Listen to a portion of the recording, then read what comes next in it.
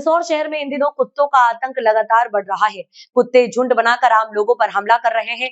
आज जैसी ही घटना मंदसौर के समाजसेवी रविंद्र पांडे के साथ हुई। वे सुबह मंदिर जा रहे थे, तभी कुत्तों ने उनके ऊपर हमला कर दिया। इसलिए दौरान वे मोटरसाइकिल से नीचे गिर गए और उनका पैर फ्रैक्चर हो गया।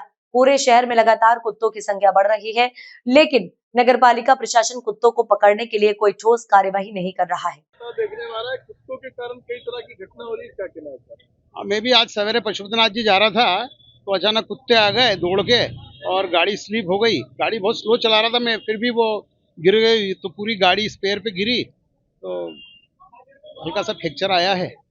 ये बहुत बड़ी समस्या है नगर की। इन कुत्तों का जो है कहीं न कहीं जो इतनी संख्या बढ़ गई कुत्तों की, तो ये छोटे छोटे बच्चों के लिए भी खतरनाक है। और इस तरह से वाहनों के बीच में आते तो आए दिन एक्सीडेंट हो रहे हैं। तो इसके लिए प्रशासन को सख्त कदम उठाना चाहिए और उन कुत्तों को यहाँ से कहीं न कहीं शिफ्ट करना चाहिए। भाई साहब, यदि कुत्तों को पकड़ा जाता है?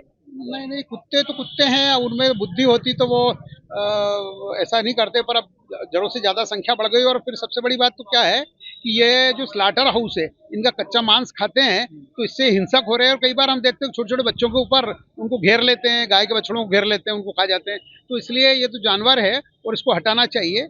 और अगर पशु प्रेमी को इतना प्रेम है तो इनको अपने घरों में रखे और उनकी सेवा करे। लगातार कुत्तों के कारण कई तरह की घटना हो रही है। आज भी एक हिंदू नेता घायल हुए, क्या कहना? आए दिन ऐसी घटनाएं हो रही है, तो कुत्तों के आतंक से बचने के लिए जो वास्तव में कुत्तों की जो भीड़ इकट्ठी आकर बच्चों को आक्रमण करते हैं, इनको शहर से कम करने की आवश्यकता बिल्कुल जरूरी है। क्या लगातार घटना हो रही है, क्या मानते? लगातार घटनाएं आए दिन आज समाचार पत्रों में पढ़ेंगे। और हमारे रविंद्र जी पांडे आज घर से निकल रहे थे, इनके साथ भी दुर्घटना हुई है। आए दिन हम इस प्रकार की घटनाएं सुन रहे हैं, तो निश्चित रूप से प्रशासन को, नगर पालिका को इसके ऊपर ध्यान देना चाहिए, इनको कम करना चाहिए। धन्यवाद।